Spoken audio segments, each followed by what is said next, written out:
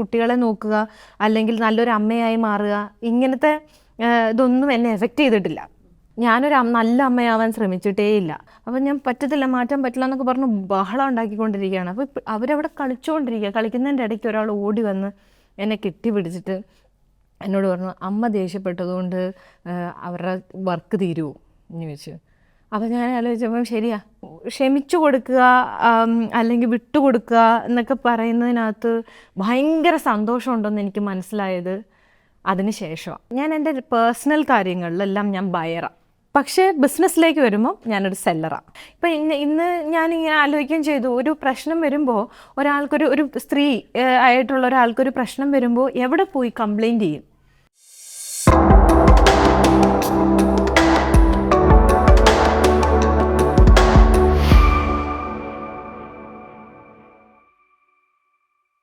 ഇപ്പോൾ നല്ല നിലാവുള്ള രാത്രി ആദ്യത്തെ സിനിമ, ഇത് രണ്ടാമത്തെ സിനിമ. അപ്പോൾ ആദ്യത്തെ സിനിമ of course you have the experience behind you as a producer, Friday film ഹൗസിൻ്റെ കൂടെയും അല്ലാതെ ഫ്രൈഡേ ഫിലിംസിൻ്റെ കൂടെ. ബട്ട് റൈറ്റ് നൗ സ്വന്തമായിട്ട് ഡീൽ ചെയ്യുക, അതൊരു വേറൊരു ബോൾ ഗെയിം അല്ലേ Sandra, when you started with Nalla Nilavulla രാത്രി?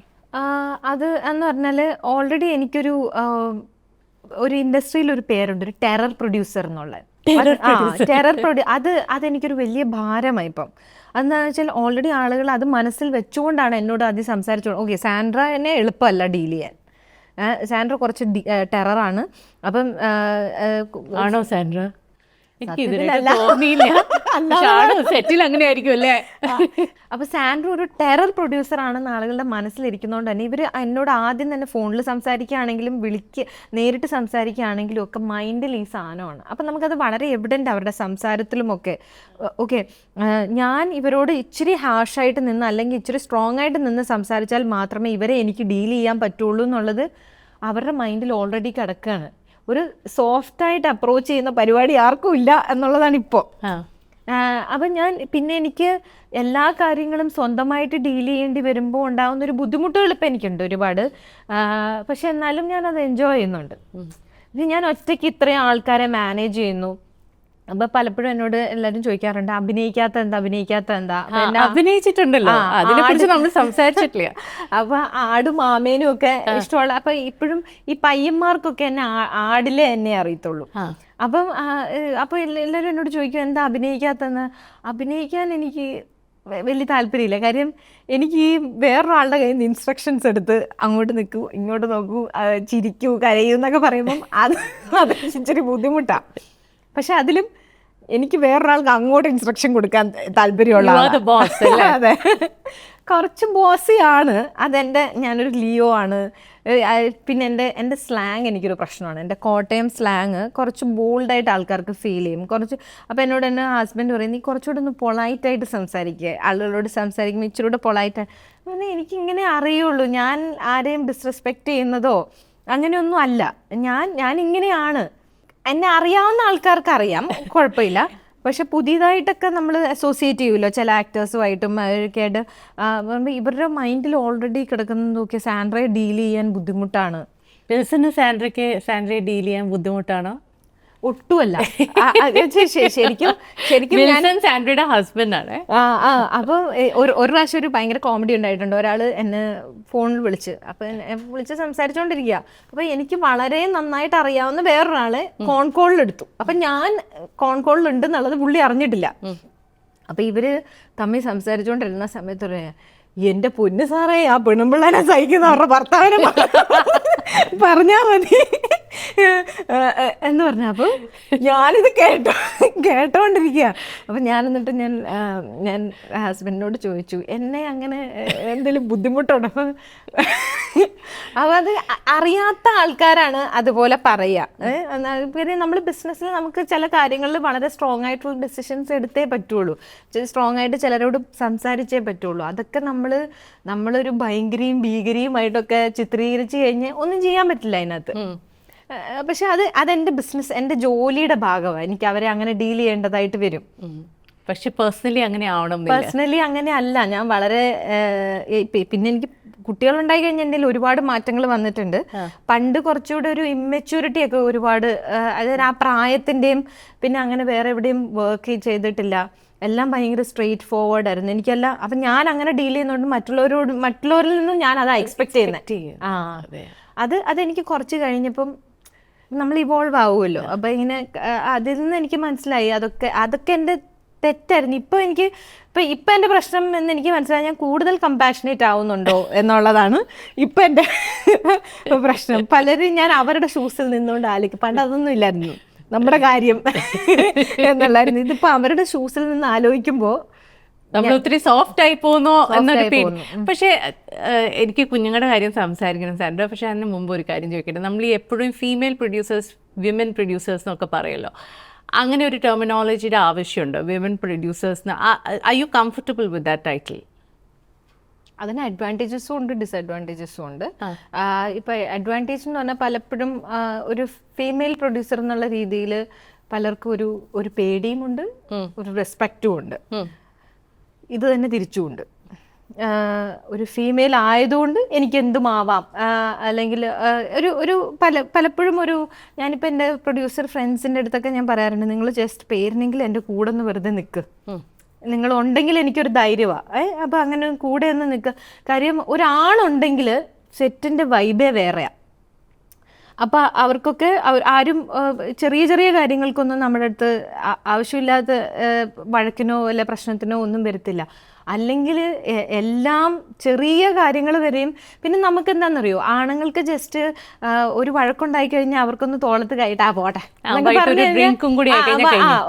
വൈകിട്ട് ഇവരൊന്ന് കൂടിക്കഴിഞ്ഞാൽ എല്ലാം ഓക്കെ ആയി. പക്ഷെ നമുക്ക് അങ്ങനെ ഒരു സ്പേസ് ഇല്ല, പറഞ്ഞ് തന്നെ തീർക്കണം. അല്ലെങ്കിൽ ഒരു ഇഷ്യൂ വന്നാൽ അത് അവരുമായിട്ട് ഈ പറഞ്ഞ് തന്നെ സോർട്ട് ചെയ്യണം. അതൊരു ടാസ്കാണ്. അതാണ് ഞാൻ ഫേസ് ചെയ്യുന്ന ഏറ്റവും വലിയൊരു പ്രശ്നം. ആക്ച്വലി സോൾവ് ചെയ്യാൻ പറ്റുന്നില്ല. പല സ്ത്രീകളും പല വർക്ക് പ്ലേസസിലും ഫേസ് ചെയ്യുന്ന ഒരു പ്രോബ്ലമാണ് ഇൻഫാക്ട് ഈ നെറ്റ്വർക്കിംഗ് ചെയ്യാൻ പറ്റാത്ത ഒരു കോമൺ സ്പേസ്. പ്രത്യേകിച്ച് മറ്റുള്ള ആൾക്കാരെല്ലാം ആണുങ്ങളാവുമ്പോൾ നെറ്റ്വർക്ക് ചെയ്യാൻ ഒരു ഇടം കിട്ടുന്നില്ല. I think that is the key area അല്ലേ എല്ലാ സ്ത്രീകൾക്കും. പ്രോജക്റ്റ് വരുന്നതും അവിടെയുണ്ട്. പല പ്രോജക്റ്റും കള്ളുകൂടി സഭകളിലാണ് ഉണ്ടാവുന്നത്. അപ്പം നമുക്ക് അവിടെ ഒന്നും പോയിരിക്കാൻ പറ്റുന്നില്ല. അങ്ങനെയൊക്കെയുള്ള നമ്മുടെ അടുത്തേക്ക് വരുന്ന പ്രോജക്റ്റുകൾ മാത്രമേ നമുക്ക് എടുക്കാൻ പറ്റുന്നുള്ളൂ. നല്ല പ്രോജക്ട്സുകൾ പലതും മിസ്സായി പോവും. അങ്ങനെയൊക്കെയുള്ള ലിമിറ്റേഷൻസ് ഒരുപാടുണ്ട്. പക്ഷെ എന്നാലും ഒരു എന്താ ഒരു പവറാണ് ഒരു പ്രൊഡ്യൂസർ എന്ന് പറയുന്നത്. ഏറ്റവും നമ്മുടെ കൺട്രോളിലാണല്ലോ ഹോൾ സെറ്റ്. അതിൻ്റെ ഒരു പവർ വേറെ തന്നെ ഫീലിംഗ്. അതുപോലെ ഒരു നോഷൻ ഉള്ളത് സ്ത്രീകൾക്ക് പൈസ ഹാൻഡിൽ ചെയ്യാൻ പറ്റില്ല എന്ന് പറയുന്നതാണ്. And you are A producer, and as a producer ഏറ്റവും കൂടുതൽ ഹാൻഡിൽ ചെയ്യേണ്ടത് മണിയാണ്. അതെ. How do you do this? ആ ഒരു നോഷൻ അത് മിത്താണോ, എഗ്രി ചെയ്യുന്നുണ്ടോ ഇല്ലയോ? What is your personal experience? പൈസ ഹാൻഡിൽ ചെയ്യാൻ പറ്റില്ല എന്ന് പറയുന്നത് ശരിയല്ല. പക്ഷേ എനിക്ക് ഭയങ്കര മറവിയുള്ള ഒരാളാണ്. അതുകൊണ്ട് തന്നെ ഞാൻ കയ്യിൽ പൈസ കൊണ്ട് നടക്കുകയോ അല്ലെങ്കിൽ കയ്യിൽ വെച്ച് പൈസ ഉപയോഗിക്കുകയോ ചെയ്യില്ല. എല്ലാം ബാങ്ക് വഴി അല്ലെങ്കിൽ എല്ലാം ഓഫീസ് വഴി അങ്ങനെയൊക്കെ മാനേജ് ചെയ്യുള്ളൂ. ബിക്കോസ് ഞാൻ മറന്നു പോകും. ഉടനെ അത് നോട്ട് ചെയ്ത് വെച്ചില്ലെങ്കിൽ എനിക്ക് സെലക്റ്റീവ് മെമ്മറി പ്രശ്നമുണ്ട്. അപ്പം ഞാൻ ഇത് ചിലപ്പോൾ ഭയങ്കര നെഗോഷിയേഷനൊക്കെ കഴിഞ്ഞിട്ട് ഒരാളുമായിട്ടൊരു ഡീൽ ഉറപ്പിച്ചു എന്ന് വെക്കാം. അപ്പം അത് ഭയങ്കര ഡീലായിരുന്നു എന്നൊക്കെ വിചാരിച്ച് ആ സമയത്ത് നോക്കെ ഒരു 2 ദിവസം കഴിയുമ്പോൾ എന്തായിരുന്നു അവരുമായിട്ട് ചെയ്ത ഡീൽ ഞാൻ മറന്നു. എത്ര രൂപയ്ക്കാണ് ഫിക്സ് ചെയ്തതെന്നുള്ള പിന്നെ ഇവരോട് തന്നെ ചോദിക്കേണ്ടി വരും എത്രയായിരുന്നു. അങ്ങനൊരു പ്രശ്നം എനിക്ക് ഭയങ്കര അതെൻ്റെ ഒരു നെഗറ്റീവാണ്. പക്ഷെ അതെൻ്റെ പോസിറ്റീവുമാണ്. ഈ മറന്നു പോകുന്നത് പല പ്രശ്നങ്ങളും പല കാര്യങ്ങളൊക്കെ ഞാൻ മറന്നുപോകും. അതുകൊണ്ട് തന്നെ എനിക്ക് ആരോടും പ്രശ്നങ്ങളില്ല, ആരോടും ദേഷ്യമില്ല. അതെനിക്ക് അതിശയം തോന്നിയ ഞാൻ ഇടയ്ക്ക് ഒരു ഇൻ്റർവ്യൂ, ഒരു പ്രസ് മീറ്റ് ആണോ എന്ന് എനിക്കറിയില്ല, എവിടെയോ ഒരു പ്രസ് മീറ്റിൽ നല്ല കാര്യമായിട്ട് പറയുന്നുണ്ട് ഈ പ്രൊഡ്യൂസേഴ്സ് അസോസിയേഷൻ, അവർ പ്രൊഡ്യൂസേഴ്സ് എല്ലാവരും ഒന്നിച്ച് വിചാരിച്ചാൽ പല പുതിയ സിനിമകൾ ഇറക്കാം, പല കാര്യങ്ങളും അസോസിയേഷനെ കുറിച്ച് വളരെ ഒരു മെമ്പർ എന്ന നിലയ്ക്ക് തന്നെ പക്ഷേ ക്രിട്ടിക്കലായിട്ട് സംസാരിക്കുന്നുണ്ട്. അപ്പോൾ ഞാൻ എപ്പോഴും വിചാരിക്കും സാൻഡ്ര എങ്ങനെ എത്രയും ഫ്രീ ആയിട്ട് സംസാരിക്കുന്നത്? കാരണം ഇവിടെ കുറേ വലിയ പ്രൊഡ്യൂസേഴ്സിന് ആരും ഒന്നും മിണ്ടാത്തടത്താണ് സാൻഡ്ര വന്ന് ഇതൊക്കെ പറയണത്, ഈ ഇഷ്യൂസൊക്കെ റേസ് ചെയ്യുന്നത്. How do you do this? അത് പ്രൊഡ്യൂസേഴ്സ് അസോസിയേഷനിലുള്ളവർക്കൊക്കെ എന്നെ അറിയാം. ഞാൻ ഓണസ്റ്റായിട്ടാണ് സംസാരിക്കുന്നതെന്നും പിന്നെ ഞാൻ ഇത് ഇപ്പം ഈ ഇൻ്റർവ്യൂവിലിരുന്ന് പറയുന്നത് പോലെ തന്നെ ഞാൻ അവരോട് ഡയറക്റ്റും പറയാറുണ്ട്. ഇന്ന മാറ്റങ്ങൾ നമുക്ക്, എന്നാൽ ഞാൻ അവർക്ക് എഗെയിൻസ്റ്റ് അല്ല, ഒരിക്കലും അല്ല. അവർ ഒരുപാട് നല്ല കാര്യങ്ങൾ ചെയ്യുന്നുണ്ട്. പക്ഷെ ചില കാര്യങ്ങൾ അവരെ ക്രിട്ടിസൈസ് ചെയ്യാനും അവരോട് കാര്യങ്ങൾ പറഞ്ഞ് മനസ്സിലാക്കും, ഇത് ഇന്ന കാര്യം ശരിയല്ല ചെയ്തത്. അപ്പം ഞാൻ ഷെയിൻ്റെ ഇഷ്യൂ വന്നപ്പോൾ ഞാൻ ശരിയല്ല എന്ന് പറഞ്ഞു. എന്നാൽ ഒരുപാട് നല്ല കാര്യങ്ങൾ ചെയ്യുന്നുണ്ട് അവർ. അതുകൊണ്ട് അപ്പോൾ നല്ലത് നല്ലതാണെന്നും അല്ലാത്തതല്ലതാണെന്ന് പറഞ്ഞ് എനിക്കെപ്പോഴും ഞാൻ ഓണസ്റ്റായിട്ട് സംസാരിക്കുക എന്നുള്ളതിലാണ് ഞാൻ വിശ്വസിക്കുന്ന കാര്യം. അല്ലെങ്കിൽ നമ്മളൊരു കള്ളത്തരം പറഞ്ഞാൽ രണ്ടാമത്തെ പ്രാവശ്യം പറയുമ്പോൾ അത് മറന്നു പോകും.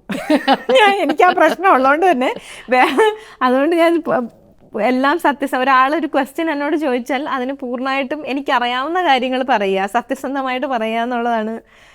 അതുകൊണ്ടാണ് ഈ പറയുന്ന പോലെ ഇങ്ങനെയുള്ള കാര്യങ്ങളിലൊക്കെ ഞാൻ തുറന്നു പറഞ്ഞേക്കുന്നത്. ഈ കാര്യത്തിൽ അസോസിയേഷൻ എൻ്റെ അടുത്ത് ഇച്ചിരി പരിഭവമൊക്കെ കാണിച്ചിട്ടുണ്ട് ഷെയിൻ്റെ കാര്യത്തിൽ.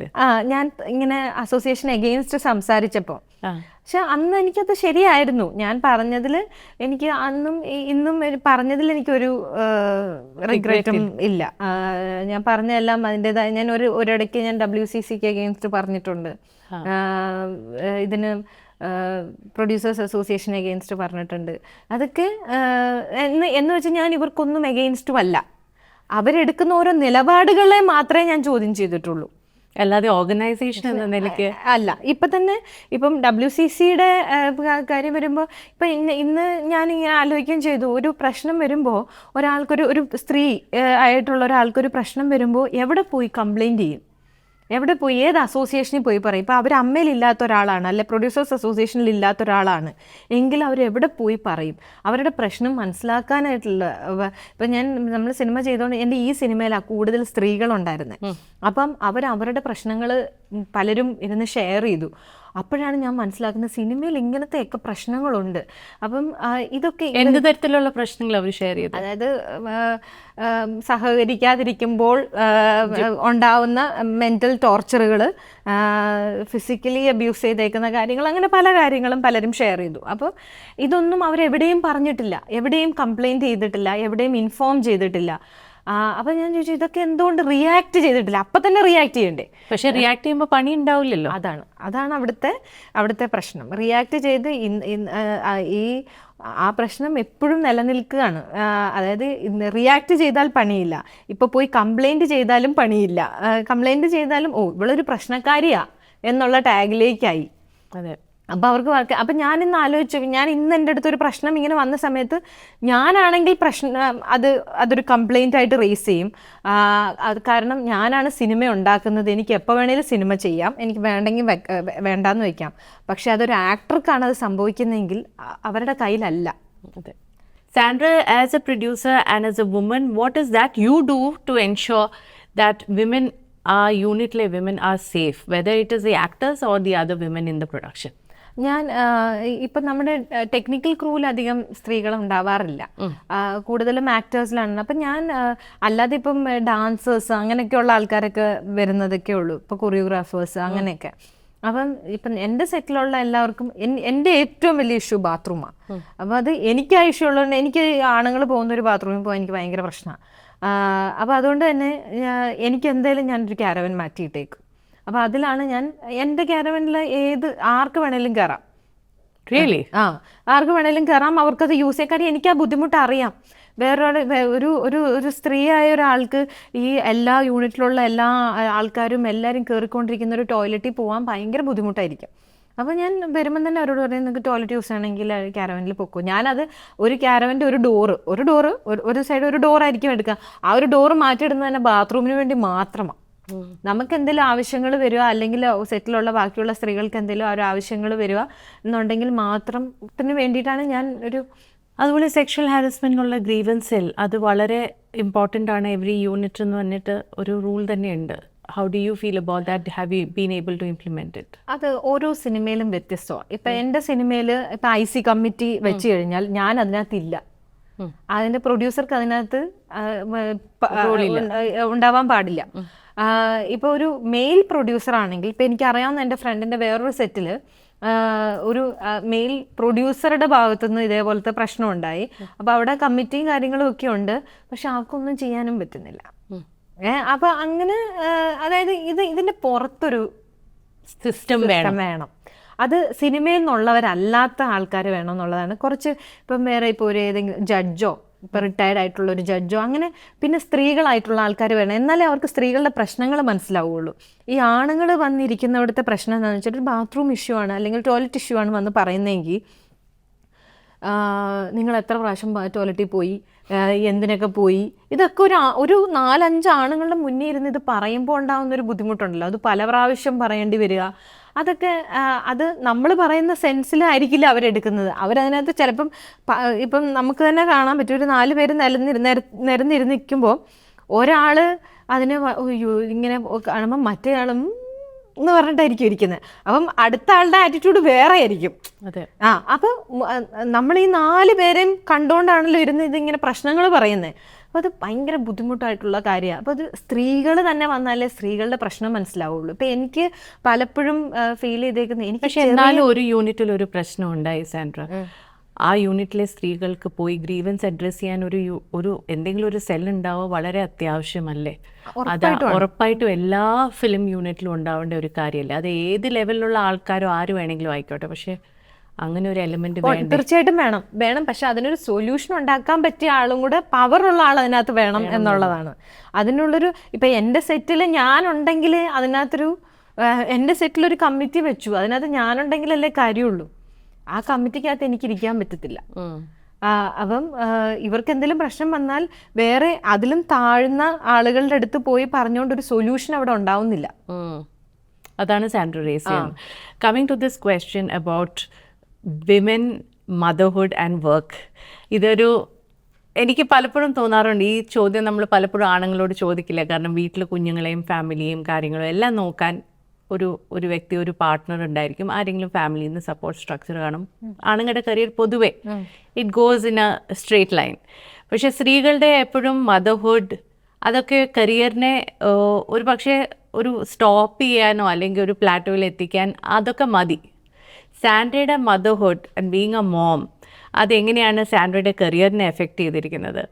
And how do you put these two together?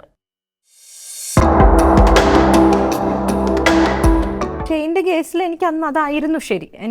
എനിക്കത് എല്ലാവരും കൂടി ഒരു പൊതുവിചാരണയ്ക്ക് കൊണ്ടൊരു പയ്യനെ കൊണ്ട് ഇരുത്തിയതിൽ എനിക്ക് അഭിപ്രായമില്ലായിരുന്നു. അതായത് എന്നെ ഞെട്ടിച്ചത് ആത്മഹത്യ ചെയ്യാൻ പോയ ഒരാൾ അതിൽ നിന്ന് മാറി എന്നൊക്കെ പറഞ്ഞിട്ട്, എൻ്റെ ലൈഫ് മാറ്റി എന്നൊക്കെ പറഞ്ഞിട്ട് അങ്ങനെ ഒത്തിരി പേര്. ഞാൻ ഭയങ്കര ലോസ്റ്റാണ്. എന്നാൽ ഞാൻ അതേപോലെ അറ്റാച്ച്ഡുമാണ്. ഞാൻ എല്ലാവരുമായിട്ട് അറ്റാച്ച്ഡാണ്, ഞാൻ അതേപോലെ ഡിറ്റാച്ച്ഡുമാണ്.